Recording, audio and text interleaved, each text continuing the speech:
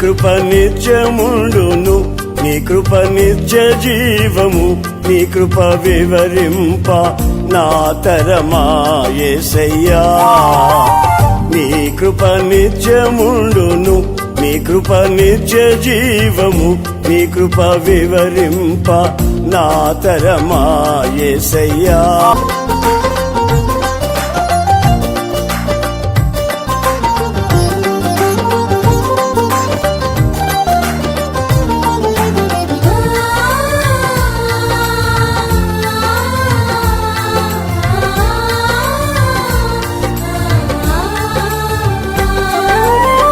శృతి ఉన్న పాటలకు విలువలు ఉన్నట్లే కృతజ్ఞతనిచ్చావు, కృపలో నిలిపావు.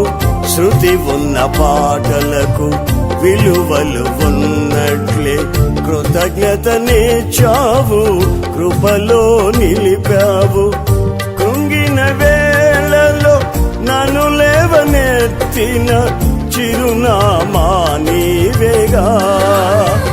కృంగిన వేళలో నన్ను లేవనెత్తిన చిరునామా నీవేగా. నీ కృప నిత్యముండును, నీ కృప నిత్య జీవము, నీ కృప వివరింప నా తరమా యేసయ్యా. Praise Lord. My name is Prem Satvik. అయితే ఆత్మఫలమేమనగా ప్రేమ, సంతోషం, సమాధానం, దీర్ఘశాంతం, దయాళుత్వం, మంచితనం, విశ్వాసం, సాత్వికం, ఆశా నిగ్రహం. The fruit of the Spirit is love, joy, peace, patience, kindness, goodness, faithfulness, gentleness and self-control. Praise God. దేవుని పరిశుద్ధ నామానికి స్తోత్రం కలుగును గాక. మన ప్రభువును ప్రియరక్షకును అయిన యేసు ప్రభు యొక్క నామంలో దేవుని సన్నిధికి కూడి వచ్చిన మీ అందరికీ కూడా పేరు పేరు వరుసన నా వందనాలు చెల్లిస్తున్నాను. అయితే నా ప్రియమైనటువంటి వాళ్ళగా తలలో వంచండి, ప్రార్థన చేసుకుందాం. మమ్మల్ని మిక్కిలి ఘనంగా ప్రేమిస్తున్నప్పుడు ఈ పరలోక తండ్రి మీకే స్తోత్రాలు. అద్భుతకరుడు, ఆశ్చర్యకరుడు, ఆలోచనకర్త, నిత్యుడగు తండ్రి, సమాధానాధిపతి, మీకే స్తుతులు స్తోత్రాలు చెల్లిస్తున్నాం. నీ ఉచితమైన కృపను బట్టి, అపారమైన ప్రేమను బట్టి నన్ను మమ్ములను సజీవు లెక్కలో ఉంచి నూతన జీవాన్ని మాలో పెట్టి ఈ దినము చూడటానికి మీరు ఇచ్చినటువంటి కృప కొరకు ఏమించి మేము మీకు రుణం తీర్చుకోలేం, కానీ రక్షణ పాత్రను చేతపట్టుకుని కృతజ్ఞతాస్తుతులు చెల్లించవలసిన వారంగా ఉంటున్నాం. In the mighty power of Jesus, in the mighty name of Jesus, in the mighty blood of Jesus. హరికందర బషందర హరికందర హొరియరా శికందర హొరి మామర శందరల బషందర రియాందలర బషందర రౌషల రాశికరమైతుందర రౌసి జీసస్ సి Calvary. In the mighty blood of Jesus, precious name of Jesus.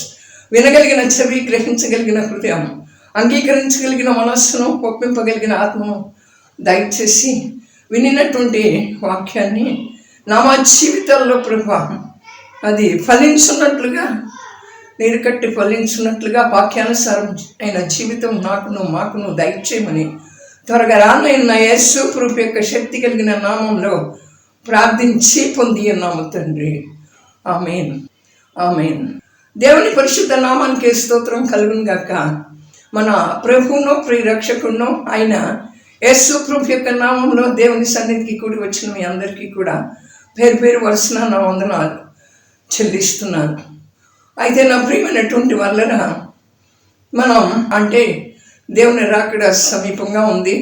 మనం ఆ అంత్యకాలంలో ఉన్నాం, మరి ఈ దుర్దినాల్లో ఉన్నాం. అయితే మనల్ని మనం జాగ్రత్త చేసుకోవాలి కదా, మనల్ని మనం శుద్ధి చేసుకోవాలి, మనల్ని మనం పవిత్రపరుచుకుని పరిశుద్ధపరుచుకుని దేవుని సన్నిధిలోకి వచ్చి దేవుని వాక్యాన్ని విని మన ప్రవర్తనను మార్చుకుని ఆయన రాకడ కొరకు సిద్ధపడవలసినటువంటి వారంగా ఉంటున్నాం. అయితే ఇక్కడ మనం చూస్తే దేవునికి భయపడడం, అయితే మనుషులను లక్ష్య పెట్టడు. దేవునికి భయపడకుండా మనుషులను లక్ష్య పెట్టినటువంటి ఒక న్యాయాధిపతి ఉన్నాడు. ఆ పట్టణంలో ఒక విధవరాలు అతని ఎద్దకి తరచుగా వచ్చి నాకును నా ప్రతివాదికిని న్యాయం తీర్చమని అడుగుతూ వచ్చింది. కానీ అతడు కొంతకాలం ఒప్పకపోయాను. తర్వాత అతడు, నేను దేవునికి భయపడకయు మనుషులను లక్ష్య పెట్టకయు ఉండినను ఆ విధురాలు నన్ను తొందర పెట్టుచున్నది కనుక ఆమె మాట మాటికి వచ్చి గోజాడుకుంటున్నట్లు ఆమెకు న్యాయం తీర్చుదునని తనలో తాను అనుకుని న్యాయం తీర్చెను. లూకాసు వార్త 18వ అధ్యాయము 2-5 యేసు ప్రభువుని నమ్మినటువంటి మనం, ఆయన బిడ్డలమైనటువంటి మనం విసుకగా నిత్యము ప్రార్థన చేయాలి. ఆమె ఎలా అన్యాయస్తుడైనటువంటి అతని దగ్గరికి వెళ్ళి దేవునికి భయపడినటువంటి మనుషులను లక్ష్య పెట్టినటువంటి ఆయన న్యాయాధిపతి దగ్గరికి వెళ్ళి ఆమె తరచుగా మరి నాకును నా ప్రతివాదికిని న్యాయం తీర్చమని ఎలాగా అడుగుతూ వచ్చిందో, అలాగే దేవుని బిడ్డలమైనటువంటి మనం విసుకక నిత్యము ప్రార్థన చేయాలి. మరి ఆ విధురాలు అన్యాయస్తుడైనటువంటి ఆ న్యాయాధిపతిని తొందర పెట్టినట్లు మరి మాటికి గోజాడినట్లుగా కూడా మనం చూస్తున్నాం. దేవుని భయం లేనటువంటి ఆ న్యాయాధిపతే ఆమెకు న్యాయం తీర్చాడు. మరి ఈ దినాల్లో చూస్తే మనం యేసు ప్రభువుని విశ్వసించామని చెప్తూ కుటుంబంలో కానీ ఏదైనా చిన్న సమస్య రాగానే మనం సొనుక్కుంటూ ఉంటున్నాం, కొనుక్కుంటూ ఉంటున్నాం. అయితే పైగా ఏమంటాము అంటే దేవుడు నాకేం చేశాడు అని మాట్లాడుతూ ఉంటాం. అయితే నా ప్రియమైనటువంటి వాళ్ళరా, దేవుని యొక్క వాక్యం ఏమంటుందంటే అదే లూకాసు వార్త 18వ అధ్యాయము 6-8 చూస్తే, అన్యాయస్తుడైన న్యాయాధిపతి విధవరాలకు తీర్పు తీర్చగా దేవుడు తాను ఏర్పరచుకున్న వారు దీవారాత్రాలు మొరపెట్టుచుండగా వారికి న్యాయం తీర్చడా, ఆయన వారికి త్వరగా న్యాయం తీర్చును. దేవుడు అన్యాయస్తుడైనటువంటి ఆ ప్లేడర్ ఎదుట ఆ పేద విధవరాలకే న్యాయం తీర్చినటువంటి ఆయన మరి మనం దివారాత్రాలు ఆయన ఎదుట మొరపెడుతూ ఉన్నప్పుడు మనకి న్యాయం తీర్చడా? మనకి న్యాయం తీర్చేటువంటి దేవుడు మనతో ఉన్నాడు కదా. In the mighty power of Jesus, in the mighty name of Jesus, యేసు నామంలో ఉన్నటువంటి శక్తిని, యేసు రక్తంలో ఉన్నటువంటి విడుదలను మనం అనుభవించేటువంటి వారంగా ఉండాలి. అంటే ప్రస్తుత దినాల్లో మనం ఉంటున్నటువంటి ప్రస్తుత పరిస్థితుల్లో మాటమాటికే దేవుని దగ్గరికి వెళ్ళి గోజాడవలసిన పరిస్థితులు ఉంటూ ఉన్నాయి. అయితే నా ప్రియమైనటువంటి వాళ్ళ ఆయనే తొందర పెడుతూ ఉంటే విసిగిపోయి న్యాయం తీరిస్తే మన న్యాయాధిపతి అయినటువంటి దేవుడు తప్పగా మన పక్షాన కార్యాలు చేసే దేవుడుగా ఉంటాడు. అయితే నా ప్రియమైన వాళ్ళరా, మరి మనలో కొంతమంది అంటాం, మేము దివారాత్రాలు మొరపెడుతున్నాం, ఉపవాస ప్రార్థన చేస్తున్నాం, ఆరాధనకి వెళ్తున్నాం, అయితే మా ప్రార్థనకి జవాబు రావటం లేదు అని చెప్తూ ఉంటారు. అయితే నా ప్రియమైనటువంటి వాళ్ళరా, ఎందుకని ప్రార్థనకి జవాబు రావటం లేదు, ఎందుకని ఆశీర్వాదాలు రావటం లేదు అని మనం ఆలోచన చేస్తే మనం ఎక్కువగానే ప్రార్థన చేస్తున్నాం, దివారాత్రాలు మొరపెడుతున్నాం, అయితే ఉపవాస ప్రార్థన చేస్తున్నాం, మందిరానికి వెళ్తున్నాం, కానీ మన ప్రార్థనకి జవాబు రావటం లేదు. అంటే కారణం ఏమై ఉంటుంది? ఆయన యొద్ద నుండి మనం ఆశీర్వాదాలు పొందుకోవాలని కోరుకుంటున్నామే, కానీ దేవుని విషయంలో మనం త్వరగా చేయవలసిన పనులు కొన్ని ఉన్నాయి, అవి గుర్తించట్లా. దేవుని మాట వినిన వెంటనే లోబడి త్వరగా ఆయన్ని సమీపించిన వారి జీవితాల్లో కలిగేటువంటి ఆశీర్వాదాలు మనం చూస్తాం. అయితే నా ప్రియమైనటువంటి వల్ల అక్కడ యోహాను సువార్త 11వ అధ్యాయము 29వ మరియా తన తమ్ముడైన లాజరు చనిపోయినప్పుడు కన్నీళ్ళ మధ్యలో ఉంది, దిక్కుదోచిన స్థితిలో ఉంది. అందులో యేసయ్య తన పిలుస్తూ ఉన్నాడు.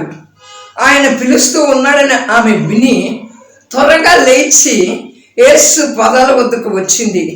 అయితే ఒకగానొక తమ్ముడు చనిపోయాడు, ఆమె మంచి దుఃఖంలో ఉంది.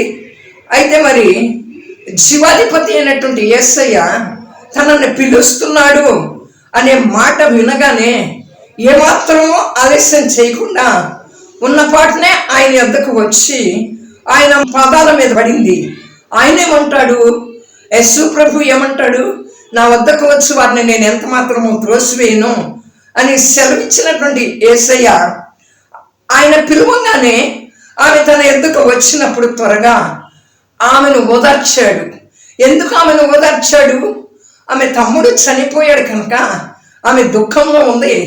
దుఃఖంలో ఉన్నప్పటికీ కూడా దేవుని యొక్క మాట వినగానే, దేవుని యొక్క పిలుపు వినగానే, దేవుడు తనను పిలువగానే మరి త్వరపడి ఆ దుఃఖ పరిస్థితిలో ఉన్నటువంటి భార్య యేసు ప్రభు దగ్గరకు వచ్చింది. అయితే మనం ఆ రీతిగా యేసు ప్రభు దగ్గరకు వస్తున్నామా? మనం ఆయన అంటాడు, నా వద్దకు వచ్చి వారిని ఎంత మాత్రమో త్రోసివేయనని సెలవిచ్చే దేవుడు. ఆమె ఎప్పుడైతే ఆయన దగ్గరకు వచ్చిందో ఆమెను ఓదార్చి అక్కడ ఉన్నటువంటి మరణాన్ని నిరర్థకం చేసి జీవాన్ని ప్రసాదించాడు. అంటే లాజరు ఏమయ్యాడు? బ్రతికాడు. అంతేకాకుండా మరి మనం ఏం చేస్తాము? లోక సంబంధమైనటువంటి కార్యాలను చేయటం కోసం ఇష్టపడతాం. మనం లోకంలో ప్రయాసపడిందంతా కూడా వ్యర్థము అంటుంది దేవుని యొక్క వాక్యం. అవును, సూర్యుని కింద జరుగుతున్నది సమస్తము వ్యర్థము వ్యర్థము వ్యర్థము అని మరి ప్రసంగి గ్రంథంలో 32 సార్లు రాయబడి ఉంది. అయితే నా ప్రియమైనటువంటి వల్లరా, మనం అది వ్యర్థమని ఎరిగి కూడా మనం ప్రయాసపడతాం. అది మనకి చివరికి మనకి ఏమి మిగులుస్తుంది? ఆయాసాన్ని మిగులుస్తుంది. అయితే నా ప్రియమైనటువంటి వల్లరా, మనకు గవర్నమెంట్ వారు ఏదన్నా ఇస్తున్నారని మనకు తెలిసింది అనుకోండి, మనం వెళ్ళిపోయి ఏం చేస్తాం? ఎప్పుడో పెందల కాడే వెళ్ళిపోయి ఆ లైన్లో తెల్లవారకు ముందే వెళ్ళిపోయి ఆ లైన్లో నిలబడతాం. అయితే మరి ప్రభుత్వం చేసేటువంటి సహాయానికి మరి వెళ్ళి నిలబడితే అక్కడ ఏమవుతుంది? ఒకళ్ళనొకళ్ళు కొట్టుకుంటారు, ఒకళ్ళనొకళ్ళు తోసుకుంటారు. అంతేకాకుండా కొన్ని విషయాలు అంటే ఆ తొందరపాట్లో, అక్కడ ఆ తొట్టుపాట్లో కొంతమందికి దెబ్బలు తగులుతాయి, కొంతమంది మరణించేటువంటి వారు కూడా ఉంటారు. అదే మనము ఆ ప్రజలే యేసు ప్రభు దగ్గరికి రావాలన్నా, సువార్తను వినాలన్నా, దేవుని మందిరానికి రావాలన్నా త్వరపడి వస్తారా? మరి సమాధానాన్ని కలుగచేసి సమాధాన మార్గంలో నడిపించి ఆ నిత్య జీవాన్ని మనకి ఇవ్వటానికి వచ్చినటువంటి యేసయ్య తన ప్రాణాన్ని సిలువలో త్యాగం చేసి మన కొరకు దిగి వచ్చాడు. అయితే నా ప్రియమైనటువంటి వల్లరా, సమాధానాన్ని ఇవ్వటానికి వచ్చినటువంటి యేసయ్య ఈ ప్రస్తుత కాల పరిస్థితుల్లో ఎక్కడా సమాధానం లేదు, అంతా అసమాధానమే. మరి అక్రమం విస్తరించే కొలది అనేకుల ప్రేమ చల్లారిపోతూ ఉంది. కుటుంబాల్లో కానీ ఎక్కడన్నా చూడు, సమాజంలో కానీ సమాధానమే లేదు. ఒకరినొకరు ప్రేమించుకోవటమే లేదు. ఒకరినొకరు మరి అంటే దేవునికి విధేయత కలిగి ఉండటమే ఉంటే ఒకరినొకరు ప్రేమించుకునేటువంటి పరిస్థితికి వస్తారు. అయితే నా ప్రియమైన వర్లరా, నిత్య జీవాన్ని ప్రసాదించటానికి ఈ లోకానికి వచ్చినటువంటి, ఈ లోకం పాపశాపంలో ఉన్నప్పుడు తండ్రి లోకాన్ని ప్రేమించి తన ఏకైక కుమారుడైన యేసయ్యను మన కొరకు పంపించినప్పుడు మనము ఆయన మాటను వింటున్నామా? ఆయన మాటను విని ఇక్కడ మరియా ఎప్పుడైతే ఆయన మాట విందో, ఆమె దుఃఖ పరిస్థితుల్లో ఉన్నప్పుడు కూడా, తన తమ్ముడు మరణించినటువంటి పరిస్థితిలో ఉన్నప్పుడు కూడా యేసు ప్రభు చెంతకు వచ్చింది. మనం మరి వలె ఉన్నామా? వచ్చి నీ పాదాలే దిక్కు యేసయ్యా అంటున్నామా?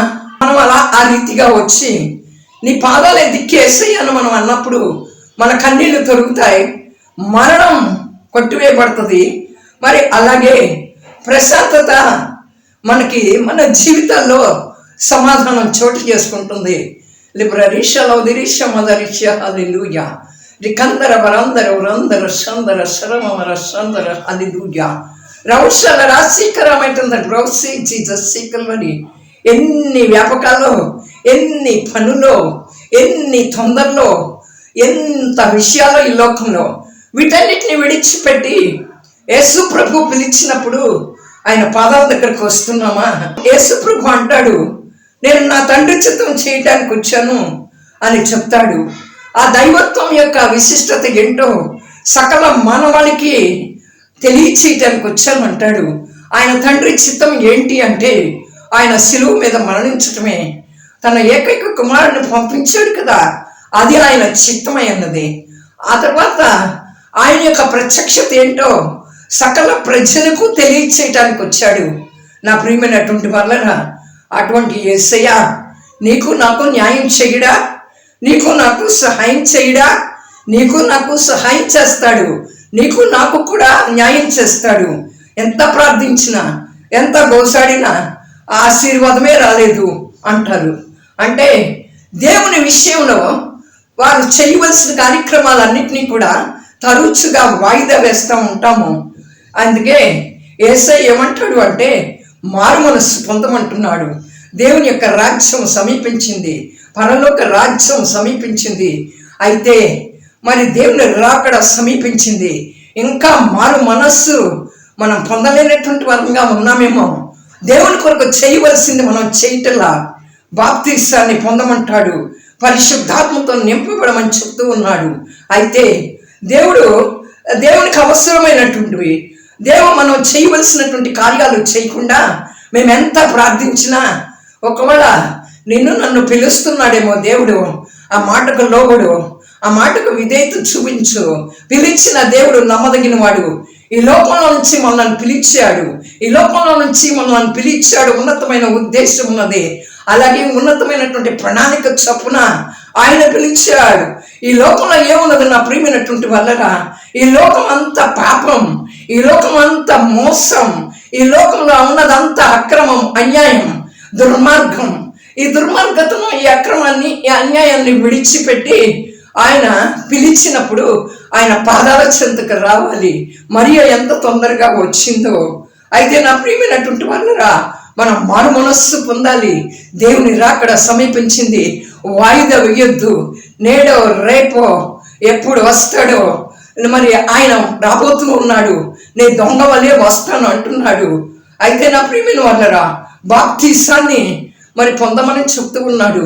పరిశుద్ధాత్మను పొందుకోవాలి, పరిశుద్ధాత్మ శక్తితో నింపబడాలి. రికందర పరందర వరందర సందర శరమమ రసందర హల్లెలూయా. అగ్ని అభిషేకంతో నింపబడాలి, అగ్ని అభిషేకంతో నింపబడాలి. మనం అభిషేకించబడాలి. ఆయన పిల్లలమైనటువంటి మనం చచ్చుపుచ్చుగా భక్తి చేయకూడదు, కానీ అభిషేకింపబడి ఆయన బిడ్డలుగా మనం ఉండాలి. కనుక నా ప్రియమైనటువంటి వాళ్ళరా, ఇటువంటి కార్యక్రమాలు చేయడానికి మనం ముందుకు రాలేదాం. పరిశుద్ధాత్మను పొందుకోవాలని మనలో ఎంతమందికి ఆశ ఉంది. అభిషేకాన్ని పొందుకోవాలని, ఆ శక్తిని పొందుకోవాలని, ఆ శక్తితో నింపబడాలని మనం ఎంతమంది ఎదురు చూస్తూ ఉన్నాం. అయితే నా ప్రియమైనటువంటి వాళ్ళరా, మన జీవన విధానంలో మన వ్యాపారాలు లాభకరంగా ఉండాలి, మనల్ని స్వస్థపరచాలి, మనకు ఆశీర్వాదాలు ఇవ్వాలి, మన బిడ్డలను ఆశీర్వదించాలి. రైటే, మన వ్యాపారాలు ఆశీర్వదించబడాలి, మనం స్వస్థపరచబడాలి, మన బిడ్డలు ఆశీర్వదించబడాలి. ఈ లోకంలో మనకు ఒక ఉన్నతమైనటువంటి స్థానం కావాలి అని అనుకుంటామే. కానీ మేము ఎందుకు బాప్తీసం, అప్పుడే ఎందుకు బాప్తీసం అని చెప్పి అనుకుంటూ ఉంటారు. ఇంకా కూడా బాప్తీసం తీసుకున్నటువంటి వారు క్రైస్తవులమని చెప్పుకుంటూ రక్షణ పొందనటువంటి వారు ఇంత గొప్ప రక్షణను నిర్లక్ష్యం చేస్తే నువ్వు ఎలాగ తప్పించుకుంటావు అని దేవుని యొక్క లేఖనం సెలవిస్తూ ఉంది. ఆ గొప్ప రక్షణ యవనం వల్ల కలగదు, కానీ యేసు నామంలోనే కలుగుతుందా రక్షణ, యేసు నామంలోనే కలుగుతుందా రక్షణ. అన్ని నామముల కంటే పైనామం యేసు నామం, ఉన్నతమైన నామం, శక్తి కలిగిన నామం. కనుక నా ప్రియమైనటువంటి వాళ్ళరా, మనం ఏ రీతిగా ఉన్నామో అని ఆలోచన చెయ్యాలి. అయితే మనం దేవుని దగ్గర నుంచి వెంటనే జవాబు పొందాలంటే మరియు వలే ఉన్న పాటునే త్వరగా యేసయ్య దగ్గరికి రావాలి. మొట్టమొదటిదిగా కన్నీళ్లు తొలిగాయి, అక్కడ మరణం నిరర్థకమైంది. రెండోదిగా చూస్తే స్వస్థత పొంది చాలా మంది స్వస్థత పొందిన తరువాత కృతజ్ఞతాస్తుతులే అర్పించారు. వారి మరణాపాయం నుంచి తప్పించబడ్డా, రోగం నుంచి విడిపించబడ్డా, కన్నీళ్లను తీసివేసిన, పరిస్థితులు మార్చబడిన వారు కృతజ్ఞతాస్తుతి చెల్లించేటువంటి వారుగా ఉండరు. ఒక పట్టణంలోకి వెళ్ళాడంటే యేసు ప్రభు. ఆ పట్టణంలో 12 సంవత్సరాల నుంచి రక్తస్రావం కలిగినటువంటి ఒక స్త్రీ యేసు ప్రభువుని గుర్చి విన్నది. ఆమె యొక్క విశ్వాసం ఏంటి అంటే, నేను ఆయన వస్త్రాలు ముడితేనే బాగుపడతాను అనుకుని ఆ సమూహంలో ఆయన వెనుకకు వచ్చి ఆయన వస్త్రాన్ని ముట్టింది. మార్కు సువార్త 5వ అధ్యాయం 25 నుండి 28 వచనాల్లో భయంకరమైనటువంటి వ్యాధితో బాధపడుతుంది. అపవిత్రాత్మ చేత పీడించబడుతున్న వారిని, రోగాల చేత బాధపడుతున్నటువంటి వారిని స్వస్థపరుస్తున్నటువంటి యేసయ్యను గురించి, చెవిటి వారిని, గుడ్డి వారిని, మూగవారిని, సేనా దెయ్యములు పట్టినటువంటి వారిని బాగుపరుస్తున్నటువంటి యేసయ్యను గురించి విన్నది. ఆమె తన కులాన్ని, తన యొక్క మతాన్ని లెక్క చేయకుండా తాను స్వస్థపరచగల యేసయ్యను విశ్వసించింది. మరేమాత్రమూ ఆలస్యం చేయలా. ఈ దినాల్లో మన కులమే మనకు ఆటంకం, మన అంతస్తులే మనకు ఆటంకం, మన మతమే మనకు అడ్డు వస్తుంది. కానీ ఇక్కడ ఈ స్త్రీ తన కులాన్ని కానీ తన మతాన్ని కానీ దేన్ని కూడా లెక్క చేయకుండా యేసయ్య దగ్గరకు వచ్చింది. అయితే నా ప్రియమైనటువంటి వాళ్ళరా, వస్త్రపు చెంగు ముట్టిన వెంటనే ఆమె బాగుపడింది. వెంటనే ఆమె యొక్క రక్తధార కట్టబడింది. స్వస్థత పొందిన స్త్రీ యేసయ్య ఎదుటకు వచ్చి వణుకుచు కృతజ్ఞత కలిగినదై ఆయన తన సాక్ష్యం ద్వారా గణపరిచింది. మరి యేసయ్య ద్వారా మనం ఏం మేళ్లు పొందుకుంటున్నాం? మనం యేసయ్య ద్వారా మేళ్లు పొందుకొని మరి నా కాలు చెయ్యి, నా ఎడకాలు ఎడం చెయ్యి పారాలసిస్ట్రోక్ వచ్చింది, పక్షవాతం వచ్చినప్పుడు దైవచనులు యేసన్న గారు ప్రార్థన చేస్తే దేవుడు ముట్టి ఈ రీతిగా దేవుడు తన కృపను బట్టి నన్ను నిలబెట్టి ఈ రీతిగా వాడుకుంటున్నాడు. నేను ఎందుకు పనికిరానటువంటి దాన్ని ఈ ఎడం చెయ్యి ఎడం కాలు ఇలా అయిపోయినప్పుడు మరి యేసన్ గారి దగ్గరికి వస్తే ఆయన ప్రార్థన చేసినప్పుడు ఆయన ద్వారా దేవుడు ముట్టి బాగు చేశాడు. నా ప్రియమైనటువంటి వాళ్ళరా, అయితే మనం కృతజ్ఞత కలిగి ఆయనకి సాక్షులుగా జీవించాలి. మనకి సమయం ఇచ్చాడు కదా అని మన వ్యాపారాలు చేసుకోవటం కోసం కాదు, లేకపోతే మనల్ని బ్రతికించాడు కదా అని మనం ఇంకేదో ఈ లోకంలో ప్రాకులాడటం కాదు. కనుక ఇక్కడ ఆమె స్వస్థత పొందింది. ఆ స్త్రీ రక్తస్రావం కలిగిన స్త్రీ స్వస్థత పొందిన తర్వాత ఆమె కృతజ్ఞత చెల్లించింది. అలాగే మరి లూకాసు వార్త 19వ అధ్యాయం 2 నుంచి 5 వచనాల్లో చూస్తే సుంకపు గుత్తదారుడైనటువంటి జక్కయ్య కనపడతాడు. జక్కయ్య మేడి చుట్టెక్కాడు పట్టువాడైనందున ఆ యేసు ప్రభు ఆ చోటుకి వచ్చి కన్నులెత్తి చూచి, జక్కయ్య త్వరగా దిగు, నేను నేడు నీ ఇంట ఉండవలసిందని చెప్పాడు. లబాషీ గ్లోరీ లిబ్రరిషలో దిరిష మదరిష హల్లెలూయా. యేసు ప్రభు ఎంత శక్తివంతుడైన దేవుడండి. యేసు ప్రభు గొప్ప దేవుడండి. ఆయన ఎంత మహిమ కలిగిన దేవుడు, ఆ మహిమ స్వరూపుడు. ఆయన మన కొరకు దిగి వచ్చాడు. అటువంటి ఆయన కొరకు మనం చేయవలసినటువంటి కార్యక్రమాలన్నీ కూడా నిర్లక్ష్యం చేస్తూ, నన్ను ఆశీర్వదించు ప్రభువా, నాకు రోగాలు తీసివేయి ప్రభువా, నాకు స్వస్థతను కలగచేయి ప్రభువా, నాకు విడుదలను కలగచేయి ప్రభువా అంటున్నాం.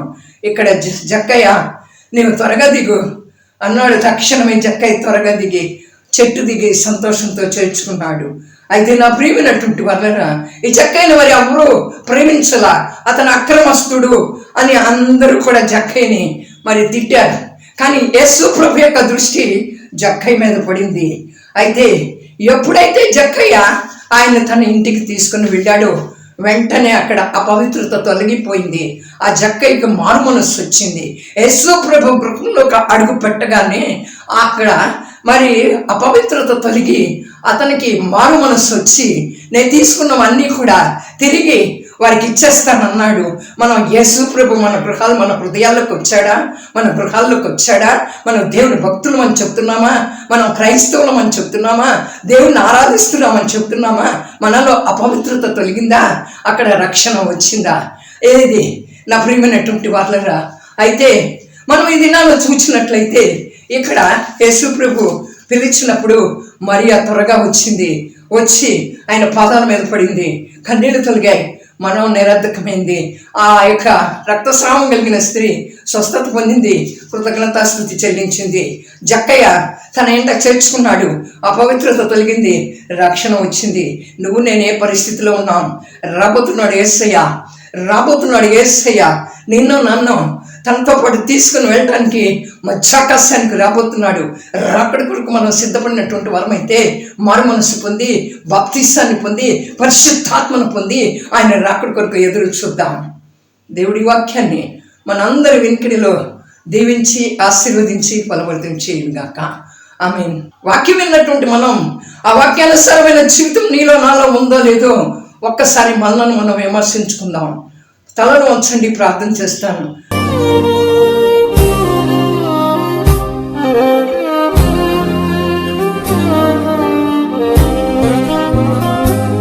పరిశుద్ధుడా, ప్రేమ స్వరూపి, నీ ఆశ్రయదుర్గమైన మా ప్రభువానికి స్తోత్రాలు. మారు మనసు పొంది బాప్తిసాన్ని పొందక, పరిశుద్ధాత్మను పొందకుండా, పరిశుద్ధాత్మ శక్తితో నింపబడకుండా ఉన్నటువంటి మమ్మల్ని జ్ఞాపకం చేసుకుని మాకు ఒక విడుదల దయచేయి ప్రభా.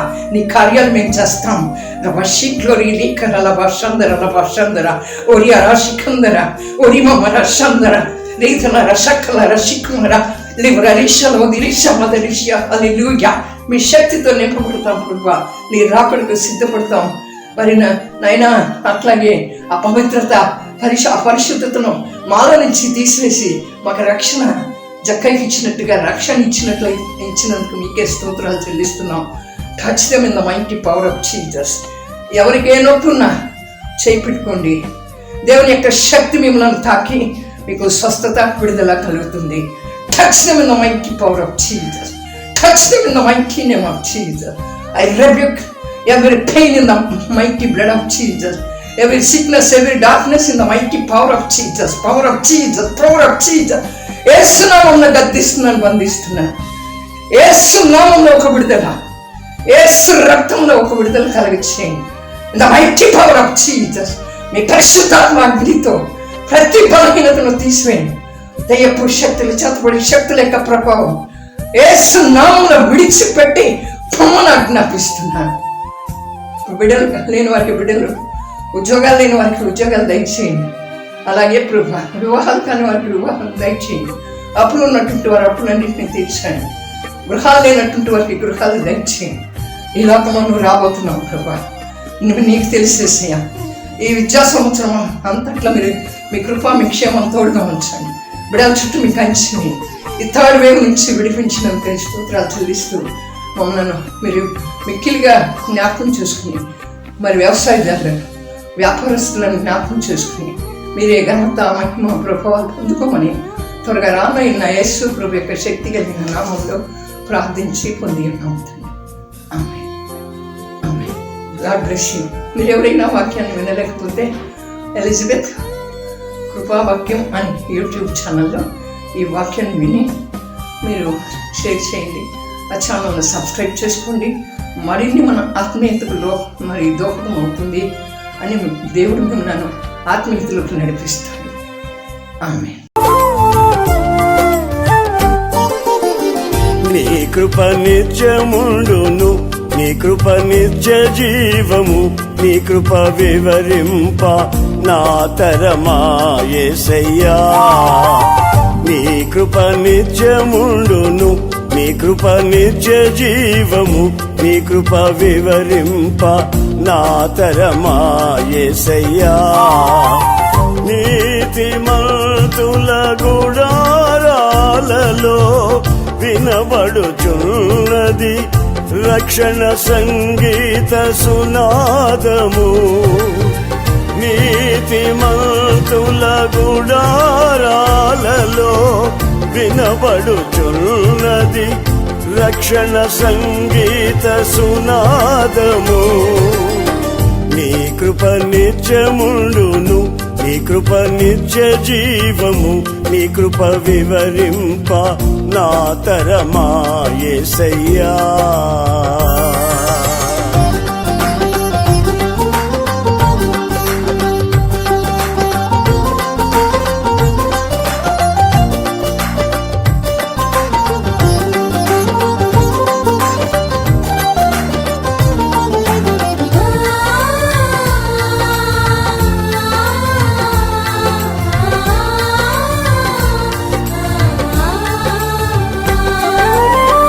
శృతి ఉన్న పాటలకు విలువలు ఉన్నట్లే కృతజ్ఞతనిచ్చావు, కృపలో నిలిపావు.